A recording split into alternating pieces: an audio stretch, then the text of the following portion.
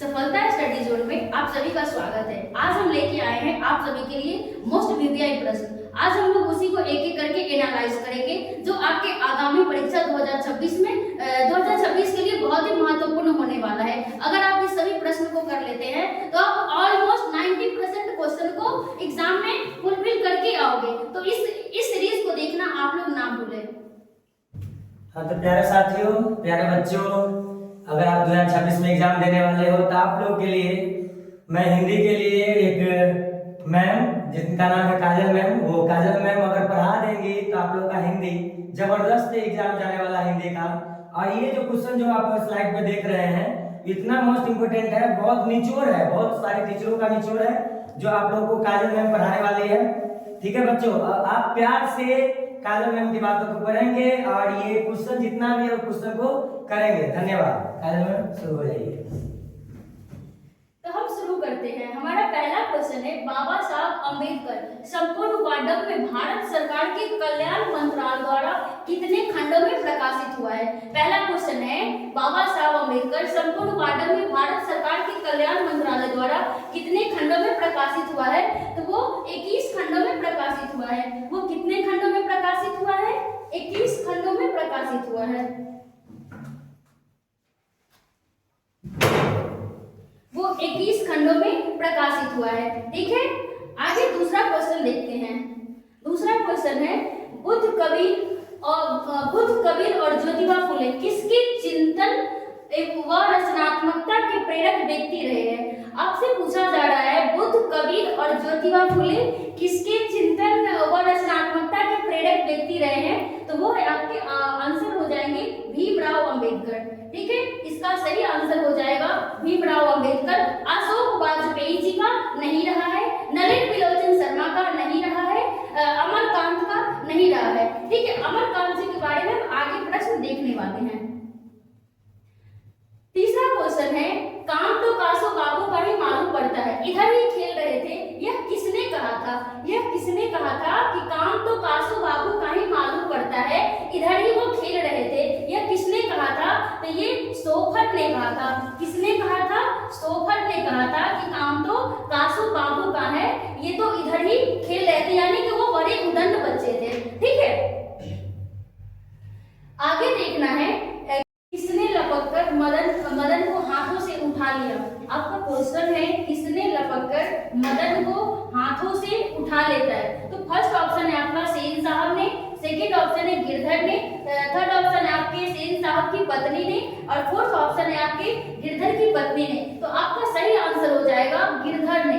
गिरधर ने क्या किया था? लपककर मदन को हाथ से उठा लेता है। ठीक है, आगे का क्वेश्चन है आपका, मदन पड़ोसियों के आवारागर्द छोकरों के साथ क्या कर रहा था? तो आपका इसका आंसर है आपका, मदन पड़ोसियों के आवारागर्द छोकरों के साथ क्या कर रहा था? छोकरों, जो बदमाश बच्चे होते हैं उसको छोकरों बोला जाता है। गांव घर में वैसे देशज भाषा में छोकरों भी बोला जाता है। ठीक है, तो पहला है आपका कबड्डी खेल रहा था, दूसरा है गुल्ली डंडा खेल रहा था, छुपन छुपी खेल रहा था। आप लोग इसमें से सभी खेल से परिचित होंगे। कबड्डी आप सभी लोग जान रहे हैं कबड्डी क्या होता है। गुल्ली डंडा खेलना, जो गांव के बच्चे इसमें पारंगत होते हैं गुल्ली डंडा खेलने में। छुपन छुपी खेलना, बचपन में सभी बच्चे छुपन छुपी खेल खेलते हैं, कोई इससे अवगत नहीं होते हैं। और आपका चौथा आंसर है लट्टू नचा रहा था। तो आपके बुक के अकॉर्डिंग लट्टू नचा रहा था सही आंसर होगा। मदन पड़ोसियों के आवारागर्द छोकरों के साथ लट्टू नचा रहा था। ठीक है, आपका 6 नंबर क्वेश्चन हो जाएगा, मैक्स मूलर का जन्म कब हुआ था? क्वेश्चन है आपका, मैक्स मूलर का जन्म कब हुआ था? फर्स्ट ऑप्शन है आपका 4 जनवरी 1825 ईस्वी में, 2 दिसंबर 1824 ईस्वी में, 6 दिसंबर 1823 ईस्वी में, 6 दिसंबर 1823 ईस्वी में, और फोर्थ ऑप्शन है आपका 7 जनवरी 1826 ईस्वी में। तो आपका सही आंसर हो जाएगा 2 दिसंबर 1824 में। कब हुआ था मैक्स मूलर का जन्म? आपसे पूछता है अक्सर जन्म, निधन, जन्म स्थान, उनकी कृतियां इत्यादि चीजें पूछ ली जाती है एग्जाम में। आप लोगों को अगर जानना हो जन्म, मृत्यु, उनके बारे में लिखी गई कृतियां, उनकी कृतियां कब प्रकाशित हुई है, ये सब हिंदी का पाठ है। अगर आप लोग इंटरेस्टेड होंगे तो मैं आप सभी को एक वीडियो में ये सभी क्लियर करवा दूंगी। के बारे में। तो अभी हम देखते हैं मैक्स मूलर का जन्म कब हुआ था? 2 दिसंबर 1824 ईस्वी को हुआ था। 7 नंबर क्वेश्चन है, हितोपदेश का जर्मन भाषा में अनुवाद किसने करवाया था? हितोपदेश का जर्मन भाषा में अनुवाद किसने प्रकाशित करवाया था? बोला जा रहा है कि क्या महात्मा गांधी जी ने हितोपदेश का जर्मन भाषा में अनुवाद करवाया? क्या गुनाकर मोले ने करवाया? क्या मैक्स मूलर ने करवाया? क्या यतीन्द्र मिश्र ने करवाया था? तो नहीं, महात्मा गांधी जी ने नहीं करवाया था। इनका सही आंसर हो जाएगा मैक्स मूलर जी ने हितोपदेश का जर्मन भाषा में अनुवाद करके इसको क्या किए थे? प्रकाशित करवाया था।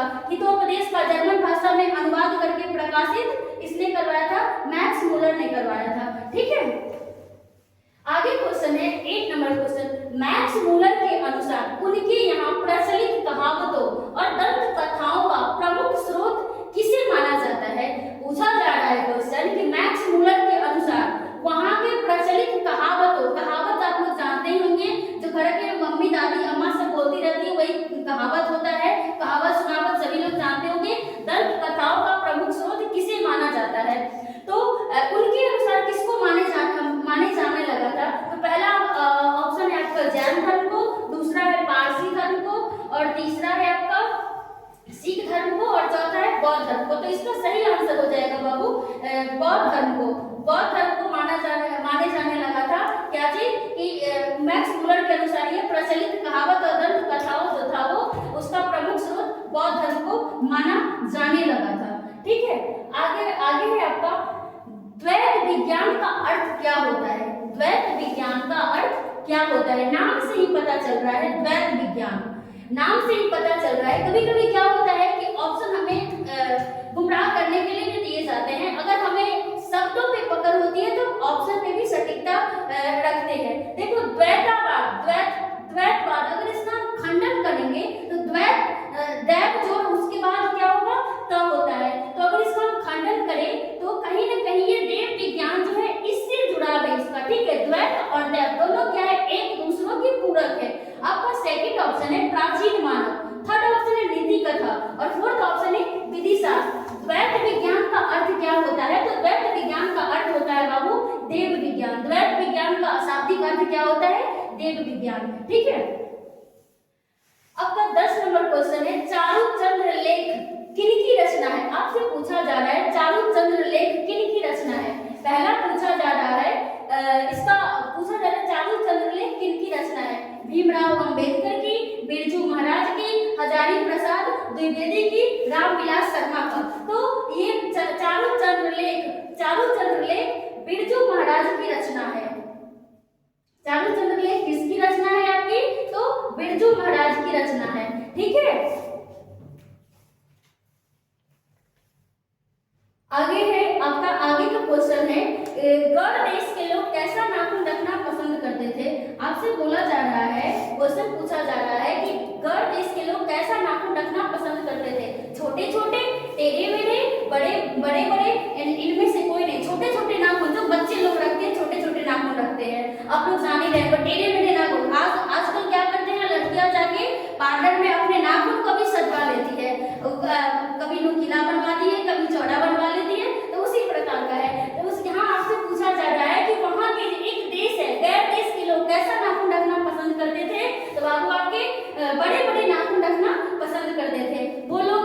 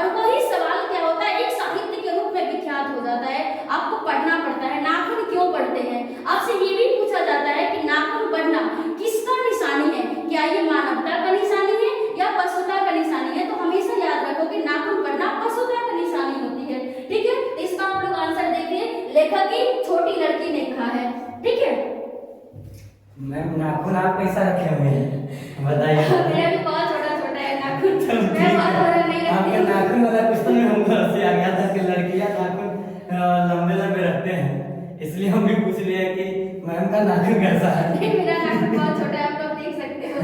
चलो भाई, तुम लोग नहीं नाखून बड़ा बड़ा रखना, ठीक है। चलो आगे नेक्स्ट करते रहिए। तो आगे क्वेश्चन है, पुराने कामों सब समय वांछनीय ही नहीं होता है, यह किस शीर्षक पाठ की पंक्ति है? ये आपसे पूछा जा रहा है कि पुराने कामों सब वांछनीय ही नहीं होता है, यह किस शीर्षक पाठ की पंक्ति है? आपसे पूछा जा रहा है। एक शीर्षक यानी जो पाठ का नाम होता है उसे शीर्षक बोला जाता है। तो एक विष के दांत है, क्या विष के दांत है? नहीं। नागरी लिपि है, अब देखते हैं नागरी लिपि आंसर होगा या नहीं होगा। नाखून क्यों बढ़ते हैं, क्या होने वाला है? शिक्षा और संस्कृति। आपसे पूछा जा रहा है पुराने कामों सब वांछनीय ही नहीं होता है, यह शीर्षक पाठ की पंक्ति है। तो ये शीर्षक पाठ की पंक्ति है नागरी लिपि की। नागरी लिपि पाठ है, उसकी पंक्ति है कि पुराने कामों सब वांछनीय ही नहीं होता है। ठीक है, आगे आपका क्वेश्चन है, नागरी लिपि शीर्षक पाठ किस पुस्तक से लिया गया है? आपसे पूछा जा रहा है कि नागरी लिपि शीर्षक पाठ किस पुस्तक से लिया गया है। नागरी लिपि आप लोग जानते होंगे, हिंदी भाषा की लिपि क्या है? हिंदी भाषा की लिपि क्या है? देवनागरी है। और यहाँ पे उसी नागरी लिपि के बारे में पूछा जा रहा है। तो नागरी लिपि शीर्षक पाठ किस पुस्तक से लिया गया है? आपका पहला ऑप्शन है अक्षर कथा से। क्या अक्षर कथा से लिया गया है नागरी लिपि? इतिहास और संस्कृत से लिया गया है? भारतीय लिपियों की कहानी से लिया गया है? क्या सौर मंडल से लिया गया है? तो क्वेश्चन देखने से हमको इसमें ऑप्शन समझ में आ रहा है किसका सटीक आंसर क्या होने वाला है। जैसे अक्षर कथा से हो गया, तो नागरी लिपि का अक्षर कथा से जुड़ाव नहीं हो सकता है। ये हम लोग इस प्रकार से भी ऑप्शन को देख सकते हैं। नागरी लिपि शीर्षक पाठ किस पुस्तक से लिया जा रहा है? आपसे पूछा जा रहा है नागरी लिपि के बारे में, और इसमें क्या अक्षर कथा, जिसमें सिर्फ वर्णों के बारे में हमको जानना है। ठीक है, तो ये कभी नहीं होगा। इतिहास और संस्कृति से, जिसमें परंपराओं का मूल्यांकन होता है, परंपराओं के बारे में बताया जाता है, तो ये भी नहीं होगा। भारतीय लिपियों की कहानी से, अब ये लग रहा है, ये हमको लग रहा है कि भारतीय लिपियों की कहानी से आपकी नागरी लिपि शीर्षक पाठ के पुस्तक लिए गए हैं। क्या सौर मंडल से लिया गया है? तो नहीं, सौर मंडल से भी नहीं लिया गया है। तो लिया गया है भारतीय लिपियों की कहानी से। ठीक है, आप लोग को उम्मीद करते हैं क्वेश्चन समझ में आ रहा होगा। ठीक है, आपका है कोंकण के शिलाहार, मान्यखेड़ के राष्ट्रकूट, देवगिरी के यादव तथा विजयनगर के शासकों के लेखक किस लिपि में है? यानी कि इन सब के जो लेख है, जब हम कुछ भी लिखते हैं तो उसको लेख बोलते हैं, लेखनी बोलते हैं। ठीक है, तो वो लिपि क्या है? जैसे हम लोग क्या करते हैं, नागरी लिपि में लिखते हैं। पंजाब की लिपि क्या है? तो पंजाब की लिपि गुरुमुखी लिपि होती है। ठीक है, तो यहाँ पे हमसे वही पूछा जा रहा है कि किस लिपि में लिखी गई है? किस लिपि में लिखी गई है? क्या खरोष्टी लिपि में लिखी गई है? क्या कोंकणी लिपि में लिखी गई है? क्या कलिंग लिपि में लिखी गई है? क्या नंदी नागरी लिपि में लिखी गई? तो इसका सही आंसर बाबू हो जाएगा नंदी नागरी लिपि में। क्या हो जाएगा? नंदी नागरी लिपि में। इसका सही आंसर हो जाएगा, आपका सही आंसर हो जाएगा ये डी ऑप्शन जो है, नंदी नागरी लिपि में क्या हो जाएगा? इसका जो लेख है, लेख की जो लिपि है वो नंदी नागरी लिपि है। ये भी एक लिपि ही है। ठीक है, दंती दुर्ग के बाद राष्ट्रकूटों की गद्दी पर कौन बैठा? आपसे पूछा जा रहा है, इतिहास का प्रश्न है ये कि दंती दुर्ग के बाद राष्ट्रकूटों की गद्दी पर कौन बैठा? क्या कृष्ण प्रथम बैठा था? ऑप्शन है आपका, ऑप्शन के माध्यम से तो यही पता चल रहा है कि क्या कृष्ण प्रथम बैठा था, कक्का द्वितीय बैठा था, अमोघ वर्ष बैठा था, या खोटिम अमोघ वर्ष बैठा था? तो क्या इसका सही आंसर हो जाएगा बाबू? कृष्ण प्रथम जो था वो दंती दुर्ग के बाद राष्ट्रकूट की गद्दी पर बैठने वाला था। ठीक है, राष्ट्रकूट के गद्दी पर बैठने वाला था वो कौन था? कृष्ण प्रथम था। ठीक है, आपका आगे का हो जाएगा, किसके गले में स्काउटों की तरह एक रुमाल बांधा था? किसके गले में? आपसे क्वेश्चन पूछा जा रहा है, किसके गले में स्काउटों की तरह रुमाल बांधा था?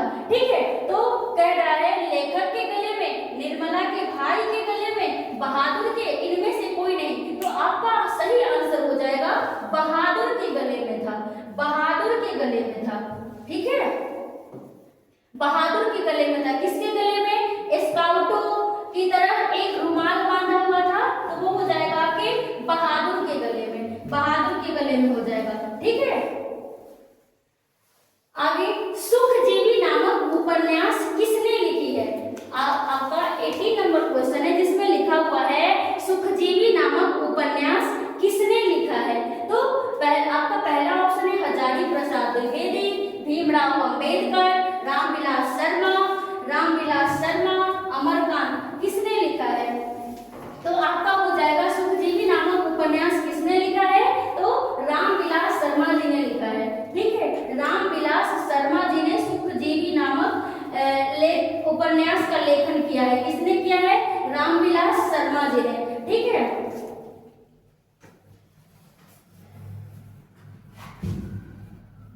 बहादुर का बाप कहाँ मारा गया था? आपका आगे का क्वेश्चन है जिसमें पूछा जा रहा है कि बहादुर का बाप कहाँ मारा गया था? क्या बाढ़ से मारा गया था? क्या भूकंप से मारा गया था? क्या घरेलू झगड़ों में मारा गया था? क्या युद्ध में मारा गया था? तो बहादुर का बाप न तो बाढ़ से मारा गया था, न ही भूकंप से मारा गया था, न ही घरेलू झगड़ों में मारा गया था। ये मारा गया था युद्ध भूमि में मारा गया था। ठीक है, आगे है हिदायत शब्द का अर्थ क्या होता है? ये सुन के ही समझ में आ रहा होगा हिदायत शब्द का अर्थ क्या होता है। हिदायत शब्द का अर्थ आपके ऑप्शन में दिए हुए हैं यहाँ पे, चेतावनी, शिष्टाचार, जिम्मेदारी और निवेदन। हिदायत जब हमें झगड़ा होता है आस-पास में बोलते हैं ना, हिदायत दे रहे हैं तुमको कि अगर अगली बार से ऐसा किया तो प्राण हाथ तोड़ के रख देंगे। ऐसा कभी-कभी मोहल्ले में झगड़ा होता है तो हम लोग बोलते रहते हैं कि अगर तुम फिर से दोबारा किया, ये तुम्हें आखिरी बार हिदायत दे रहे हैं, यानी कि चेतावनी दे रहे हैं। ठीक है, तो शिष्टाचार नहीं होगा, जिम्मेदारी नहीं होगा, निवेदन नहीं होगा, इसका सही आंसर क्या होगा? चेतावनी होगा। ठीक है, प्रगतिशील आलोचना किन्हीं अमूर्त सिद्धांतों का संकलन नहीं है, वह साहित्य की परंपरा का क्या है? आपसे पूछा जा रहा है कि प्रगतिशील आलोचना किन्हीं अमूर्त सिद्धांतों का संकलन नहीं है, वह साहित्य की परंपरा का क्या है? तो आपसे पूछा जा रहा है साहित्य की परंपरा का क्या ये निंदा है? क्या ये मूर्त ज्ञान है? क्या ये विवाद है? निंदा का मतलब क्या होता है? किसी की बुराई करते रहना, निंदा का मतलब बुराई करना। ठीक है, विवाद, झगड़ा लड़ाई करते रहना, मूर्त ज्ञान, ज्ञान को अर्जित करना। ठीक है, तो इसका आंसर क्या हो जाएगा बाबू? आपका मूर्त ज्ञान जो है वो इसका आंसर हो जाएगा। ठीक है, आगे है आपका 22 नंबर क्वेश्चन। यहाँ पे होना चाहिए सोन नदी, बट हो गया है रोन नदी, कोई बात नहीं है, हम इसको सही कर ले रहे हैं। क्या हो जाना चाहिए? सोन नदी। ठीक है, सोन नदी के दूसरी ओर आबिंदों का एक और हिस्सा है जो लगभग स्वतंत्र है, उसका नाम क्या है? उसका नाम क्या है आपसे पूछा जा रहा है, तो उस हिस्से का नाम पूछा जा रहा है कि क्या द माधमोजर का अभिन्यू है? दूसरा ऑप्शन है आपका ला शत्रुज, तीसरा ऑप्शन है विलंब ला अभिन्य और चौथा है इनमें से कोई नहीं। तो इसका सही आंसर हो जाएगा आपका ला शत्रुज। ठीक है, ला शत्रुज इसका सही आंसर हो जाएगा।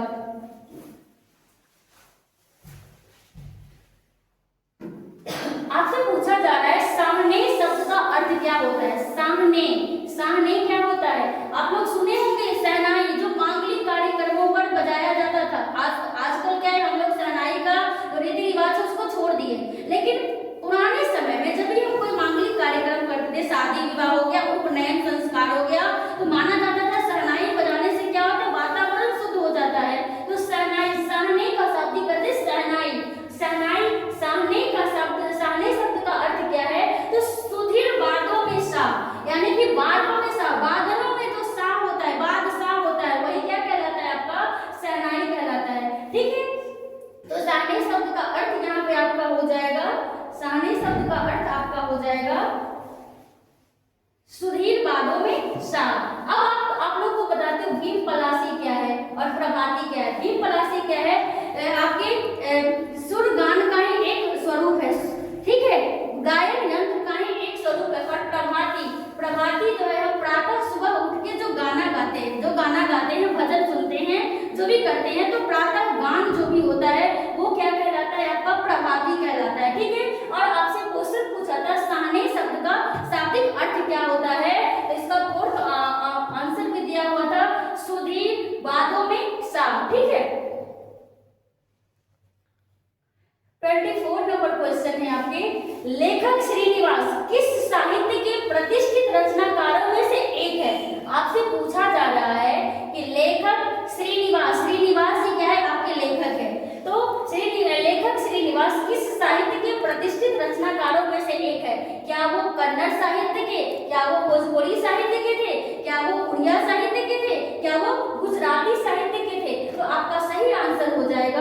सही आंसर हो जाएगा कन्नड़ साहित्य के। सही आंसर आपका हो जाएगा कन्नड़ साहित्य के। वो प्रतिष्ठित रचनाकारों में से एक थे। ठीक है, कौन? श्रीनिवास जी।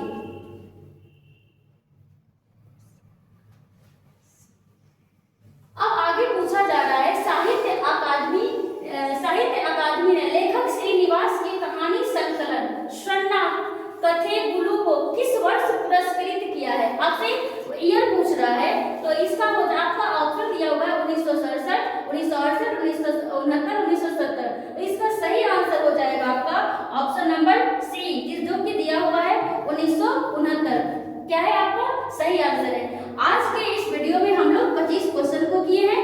आगे हम और भी बढ़ाएंगे, सीरीज बाय सीरीज इसको करते चलेंगे। ठीक है, आगे। हेलो हेलो हेलो, हाँ तुम्हारा क्या डाउट था जी? ओ, एक क्वेश्चन है शायद, बोल रहा है कोई बच्चा का है, उसको स्लाइड कीजिए। बच्चा उस समय बोल नहीं रहा था, मैंने बोला है कि सर उसको डाउट है। कितना? 13 नंबर। ठीक है,